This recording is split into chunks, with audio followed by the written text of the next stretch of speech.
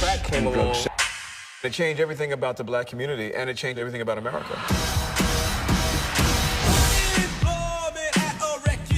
It was like the gold rush. It was people coming from all over to buy this wonder drug. The drug so powerful, it will make you... Yes. My noble brother, El King of Diamonds, on the first episode, Saturday Night Crackdown. Saturday Night Crackdown. And you know what? I'm in the alley right now. I don't know. We might see some of the stuff we're talking about. Yeah, you gotta be careful out there. Reporting from the streets, live. Man, it's deep. So basically, we got the Saturday Night Crackdown, and you can hear me pretty good? I can hear you good. You can hear me All right, good? cool. Yeah, I can hear you. And we got the Saturday Night Crackdown, and basically, it was going to be live on YouTube, but what we're going to do is do it live on Instagram, because we got a lot of followers on Instagram, and then we're going to take the footage, and it's for the followers, upload it to YouTube, so we can cover all bases. You can't do multi-streaming with Instagram at the moment, and we need that. So what we got tonight, everybody talks about how the CIA put crack cocaine in the hood, right? And nobody ever pulls up the paperwork. Huh? They made a whole show about it. They called it Snowfall. You got three things in life when you're born. What your mama tells you, what the streets teach you, and what the future holds, which no one knows. That's the one you got control over.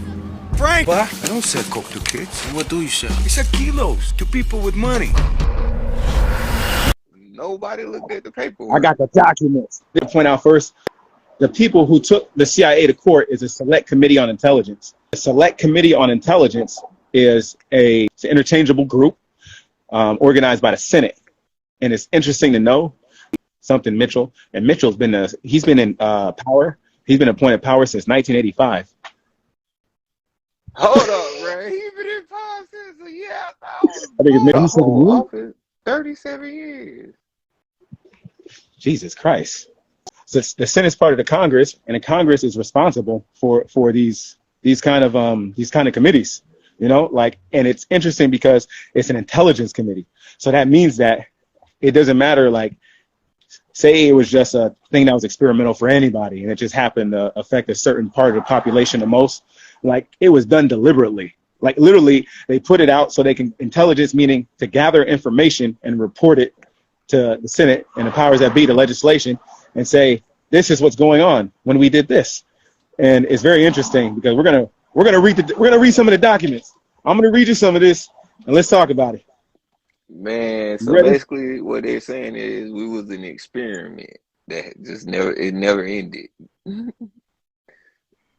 God damn. That's a horrible experiment. Damn, bro. It never ended. Regular people don't put drugs in the neighborhood. That part, we don't own no planes. We don't own no boats.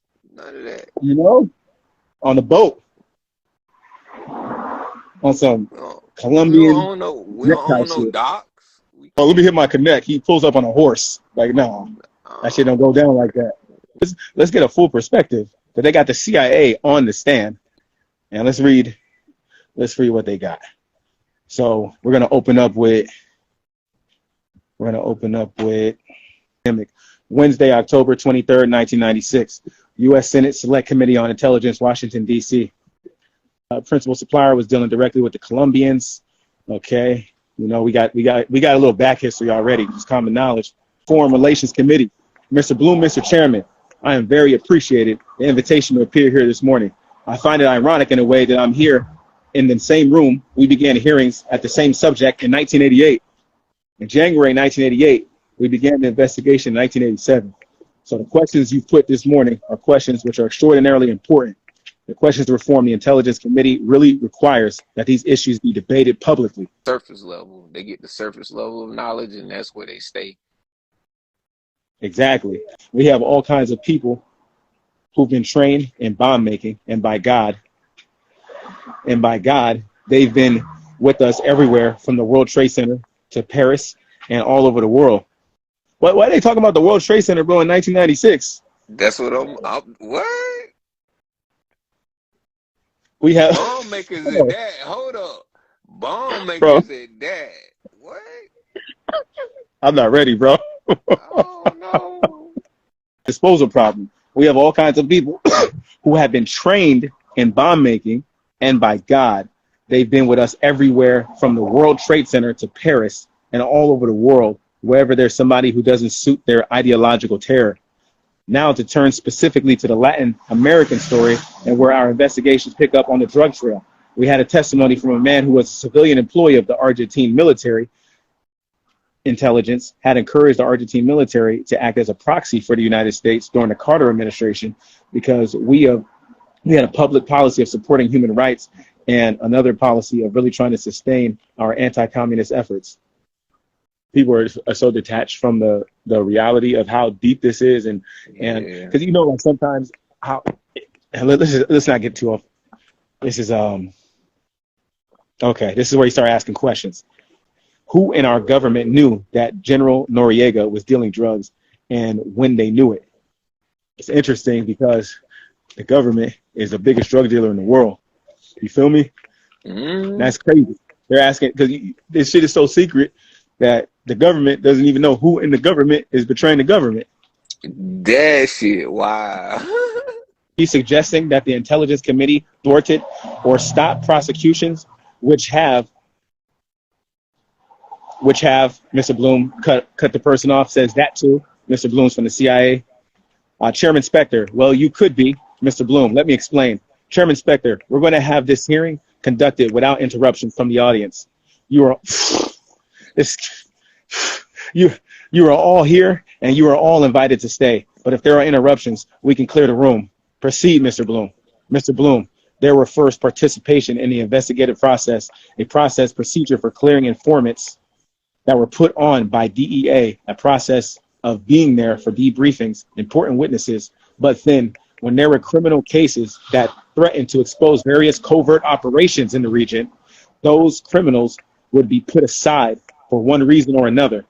You see how vague they get? Like, what? Oh yeah, we got some people we pimping out on the streets. That's what the government says. And then, if things get shaky and we still need them, it doesn't matter what they did. We'll excuse them. We'll let crime keep going as long as we can get our objective. What is their objective? What is their point of working with people on the street? What is their point of going undercover and selling drugs to people? What is the point of the government? What are they doing? Filling the prisons. That shit got a 98% occupancy rate. Jesus Christ, that's on point. And then, they don't fill the prison. They got to pay the prisoners a fee. For every percent they're below the 98% occupancy rate, they still got to pay the prison. So why not create crime that will fill the prisons versus paying a fine for the prisons not being filled? Oh, because they got their prison industrial complex, or like, yeah, they slave labor. JP Morgan's boat got seized with $1 billion worth of dope on it. What are you talking about? The boat they owned had $1 billion worth of dope on it. A boat? Yeah. These motherfuckers are grimy. And nobody's talking about it. Nobody. That just went under the rug, for real. Do you think it's like the average person, like in the back of their mind, they're like, they don't talk about it as much because they know nothing can. They think that's not nothing can be done. Like, oh yeah, what are you gonna do? Punish? What are you gonna do? Put him in jail? That part. These guys run the country. They literally think the key word is think. They literally think nothing can be done about it. Therefore, nothing can be done about it. It is when you change your mindset of thinking something can be done about it, is when something will be done about it. Here we go. We did not focus on Los Angeles and Los Angeles prosecutions. I can tell you there were cases in Miami and there were other cases in other parts of the country. Chairman Specter, but where are the cases, Mr. Bloom? I think we refer to them. And if you dig into the materials, I can't remember them off the top of my head. Chairman Specter, all right. You say there were not cases in Los Angeles that you saw, but there were. Mr. Bloom, we didn't find them. That doesn't mean that there weren't any. These motherfuckers is cold with answering questions, bro. They are They're cold. trained. They're trained. You're right. Yeah. I said, they are cold, though. That neurolinguistic programming, that should be. Chairman Specter, well, I understand that, but I'm asking whether you found them. But you say you did find such cases in Miami. Mr. Bloom, right. That's it, right. It's short and sweet. Chairman Specter, now, did those cases permit cocaine dealers to continue to operate? Here we go, bro. Mr. Bloom, one had the sense they did. These niggas is crazy, bro. I can't stand them. Let me read that again, bro. One had the sense they did. Yeah, one had the sense they did. Come on. Now, did those cases permit cocaine dealers to continue to operate? Mr. Bloom, one had the sense they did, but we could not get when we got into the but we could not get when we got into this area. We confronted an absolute stonewall. Bill Weld, who was then the head of the criminal division, put a serious block on any effort we made to get information. There were stalls. There were refusals to talk to us, refusals to turn over data. An assistant U.S. attorney who gave us some information was reprimanded and disciplined, even though it had nothing to do with the case, in a confidential way. He simply told us about procedure. Chairman Specter, who was he? Mr. Bloom, I don't recall his name, but it's in our hearing materials, and we can furnish that for the record. What do you get from Come on. this? Is they filibustering with paperwork. They're like, I don't want to give you his name, but I guarantee you it was a stack of papers like this. Like this. Like here, his name is in this stack of papers. You just gotta look through this stack of papers. I've done governmental paperwork, and that's how they do you. They will give you a stack of papers like this and be like, what you want is in this stack of papers. Where it is, you just gotta read it all. Like, who's reading all that? Yeah, just go through that. There's a few. You know, it's interesting because I got so many government like official documents that that's why I don't be into conspiracy theories. I'll be going straight to. I notice the government puts out. They hide some shit, but not a whole lot. They just put out so much information. You can't read it all. It's impossible. That part. I got a lot of documents, and I was like, oh my God, there's a document on your damn pinky toe. It's crazy when they don't answer questions right, because you know what the answer is. You know, it's in the movies. That part. We had a series of situations where Justice Department people were told that if they told us anything about what was going on, they would be subject to very severe discipline. Okay, bro. So hold up, bro. He said if the government department snitched, they were gonna get disciplined. What? Some mafia shit, bro. Mafia mob and the Yakuza got a hand in it too. I'm not counting them out of nothing. If they say the wrong thing, they can literally end up dead. And Gone. Like erased. Like for real. This is wild. This dude texting me. He knows I'm live, doesn't he? Mr. Bloom, honored. Okay, let's see here. Okay, let's see here. Let's see. Chairman Specter, now wait a minute. When you were told that you make any efforts to use that information, Mr. Bloom, yes. Chairman Specter, what did you do? Mr. Bloom, we went back to the Justice Department. We talked to them. We said we really want to talk to these people, and they simply stonewalled us. Chairman Specter, now you're saying that you received information on a voluntary basis. Mr. Bloom, What? Chairman Specter, what? He said, The country for the next 90 years? Who are these people? But under an agreement not to use it because it would affect the career. They're death threats, bro? Cold. Look at this. But under an agreement not to use it because it would affect the careers of those individuals. Ooh. That's these. Wait, I don't know. When people hear this, I hope they like hear what we're saying right now. These documents. There's a deeper meaning behind this language. It's law, and it's with a specific intent. And that intent is like, don't snitch. That part. That's what they basically said. That part. He says, Chairman Specter, and you honored those commitments, Mr. Bloom. We honored the confidentiality. Huh.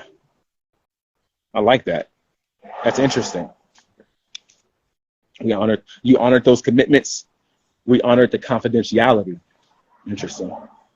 So it's he the didn't only way. Specifically say they honored the commitment. They just honored the ability to be confident about a confidentiality about the commitment. So it really didn't mean that they actually made all the commitments. You see how they diverted that question? Like, yeah, come on. That's smooth, bro. The way they answer, like, off of second nature. That's what I'm tripping off of, you know? Yeah, like, they know it's so, yeah. Like, I would probably have to think about this a little bit. And they're just like, you honor these commitments, we honor the confidentiality. And those words, depending on what they say, slip one word, 50 years, 100 years. That part. Say the right word. It's like when you're on the streets of LA, they're like, where are you from? It's like, you say the wrong shit, you know, you might not make it home. There was a system for stopping customs inspections of inbound and outbound aircraft from Miami and from other airports in Florida. People would call the customs office and say, stand down. Flights are going down. Flights are coming in. We tried to find out more about that and were privately told again by customs people who said, please don't say anything. But the whole thing was terribly informal, and there was no real way of determining the legitimacy of the request to stand down or the legitimacy of what was on the plane and going out to the people in the field. That I found to be terribly troubling, and it's a matter that you all should be looking at very carefully. There was a flip side to this drug problem as well. One of the favorite techniques of various people in this operation was whenever there was someone they didn't like, they would label him a drug trafficker. So bro, I want to stop right now because this shit is long. I download this off my phone and upload this to YouTube, but this shit is crazy, bro. I'm trying to tell you, like, the underhand, I was in the military. The shit that they do to cover for each other is, most people in the civilian world wouldn't know. They wouldn't believe me if I told them. Like, they do the most underhanded shit, and I was in the military. So I can only imagine what they're doing in the politician seats. I can only imagine. And I talked to what's called Office of Special Investigations in the Air Force. That's like the Air Force's version of the CIA, FBI. Those dudes were so militant in how they answered questions. Like they were trained for interrogation. Like literally, that's a training they had to get. So I can only imagine what the CIA and FBI get for as far as interrogation and interview training. Checking in to see what you under the influence of right now.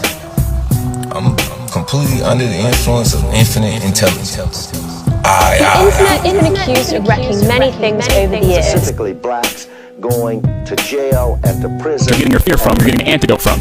Except the antidote is just good enough to make sure you come back again. And again. They will and not again. have a chance. And again. In the early 1980s, the nation's slogan was clear. Just say no. Blockbuster video, traveling, roadmap, empathy, civilized debate, and porno mags. One thing it hasn't killed, though, is the conspiracy theory. In fact, Poor people, and specifically black, going to jail and to prison, and they will not have a chance. In the early 1980s, the nation's slogan was clear. Just say no. The drug so powerful it will make you sell the clothes. This is off your mind back. off drugs. Reporting played right into all of these stereotypes and these narratives. There was a lifestyle of celebration, and coke was part of that lifestyle. It was. We must be intolerant of drug use. When crack came along, it changed everything about the black community, and it changed everything about America. It was like the gold rush. It was people coming from all over to buy this wonder drug. The drug so powerful it will make you